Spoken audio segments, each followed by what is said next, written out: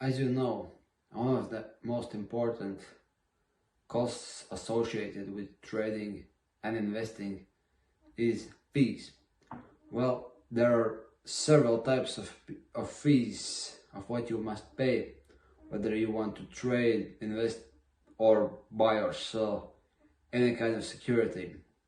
Well, the oldest and most popular, I don't know whether it's the best word popular, but like the most widespread method of how financial services providers make money is via spreads. This is so-called bid-ask spread, and you could see it everywhere, ranging between currency bid-ask spreads, any kind of financial instrument that's traded on exchanges. Whatever, go to stock market, you will see there is a bid-ask spread. Go to commodities exchanges, you will see spreads on options and futures and whatnot, and so forth, and when the brokers are shouting in the old movies and old videos, they were mostly try to pocket bid-ask spread difference. So this is one way how they make money, and this gives you a good illustration how they profit, and investors and traders on the other side might not necessarily lose it, but make way less money than they ought to if we would live in theoretical world. Because if volumes are large and transactions might be important, those bid-ask spreads change in favor of those who are providing you those securities rather than of the buyers, and actual prices of what you could make something are quite different between what you see on paper. Let me give you practical examples. If someone wants to buy huge amounts of stock or try to buy or sell some very illiquid currency or commodity, if he is a large player, he could seriously distort the market because his buy or sell orders, depending what he wants to do, are way larger than current volumes, and so he has to buy it in some organized way, and he will get price which is way different from what he is seeing on simple screen. So this is a very important aspect if you are buying or selling something, because actual price is rather different than theoretical price, and that would eat out your presumed performance of whatever security or transaction you want to make. Now this is kind of obvious, if you are a large player, you have to make a correct approach to what you buy or sell, and that will be a huge part of your game. But if you're a retail trader or investor, and there are good chances that you are, that this information is more of theoretical value to you. But in practice, if you're someone who has small quantities of money that doesn't influence financial markets that much, you probably don't care what the bid-ask spread is. At least you think like that. And your broker probably shows them so tight, or actually doesn't show them at all. So what you are asking, that how do they make money? They have some very silly percentages of commissions out of your transactions, or they simply charge some fixed value for each transaction. But let me tell you something. If you are so-called small, these small transactions has profound impact on your actual performance. Let me give you a couple of examples. If you are a trader or investor that makes frequent transactions, well, if you cannot be an investor who makes frequent transactions, but you might think yourself as one, you will be surprised how much you actually pay in brokerage commissions. And in fact, I would say that you probably are making larger sums in commissions than you are actually making money. That's provided if you even make money on your investing and trading. And more transactions you make, the more your broker or financial services provider will make by default. And he will make more money than you actually believe that's possible to make. That's why they make so much money. That's why there are edges of brokers who there is one very good edge from old times. It's called where a customer's yachts. It simply goes by, it's actually there is actually a book in the same name. It's a very funny book and you should read it if you're into financial markets.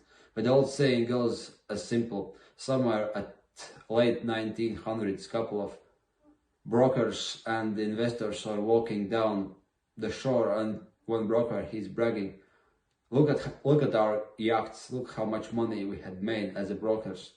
And the guy asks, and where are customers' yachts? Well, customers doesn't have any yachts, only brokers have yachts. Well, this might sound funny, but actually that's the truth.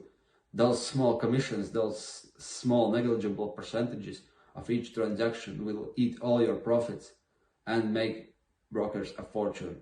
That's how it works. So what I'm saying here is that you don't simply make a lot of transactions in the way that costs you a lot of money, because that's your profit, and that's eaten away by your broker.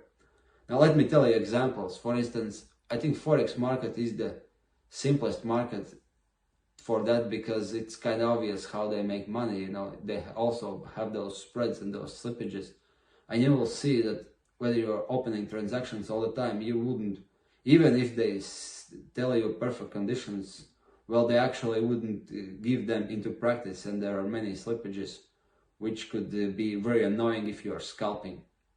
This is like classical situation when many people see this. Yes, I will buy there, sell there and make a small profit. And when actually they do that, they will see that prices are a little higher when they initially thought they would. And if they sell it immediately, they will be slightly lower when they thought it will be. And if they add leverage, and if broker asks some direct fee for every use of leverage, you will see that you probably made 1/3 of your potential return that you actually wanted to make, and that rest of that profit goes to where? To broker, and he made of one deal more than you did. So how much you are losing and out of this transaction, and ask yourself whether it actually makes sense for you to trade like that. Well, I believe no. So that's the thing, and that's what you wanted to learn. And that's why I'm also saying that you always should note how much you are spending into fees. You'll be surprised by results, I will bet you. Now, I couldn't say all the fees for all the brokers and all financial services provider, because I would kind of bashing their services, and I don't want any troubles with them yet. So I wouldn't give you practical examples of this, but if you have been into trading, you could go through all the brokers, and you will see how they price their investment funds, their direct trades, their investings, and whatever. You'll see them off quite a lot, and then you will calculate those prices quite efficiently. But here's another thing. If you are so-called conservative investor, and if you're investing in pension funds, mutual funds, or some conservative investments, you might be surprised to see that they are also charging fee for every transaction you make. And that fee is rather high, and those fees actually, in some cases, cost you more than any other cost for some holding of certain instrument. And if you are not very good at having long-term positions, you probably will lose more money into transaction fees than if you would be using like retail broker. And here's the thing, most of the people who are clients of mutual funds or something like that are trading rather frequently. I'm saying trading because the amount of volume they are doing, it far exceeds every notion of every sensible investor. So this problem goes to mutual funds as well. So you certainly need to calculate those costs about fees, especially if you are investing in mutual funds, pension funds, or any other funds which are deemed for conservative long-term investing, because mostly you probably are not holding those positions for years, and you are trading them frequently and simply eating out your profits by paying percentage like 1% or whatever out of your holdings, and that's a lot of money. So don't do that. Calculate all your costs all the time. They are easy to see, easy to follow if you know how to look at it, and they will have weight difference. Now, before end, I will say just simply try to do what is not profitable for your broker, because that's the trick. If it's not profitable for your broker, it might be profitable for you. Simple hack, but it changes the way how you think. And with that said, bye.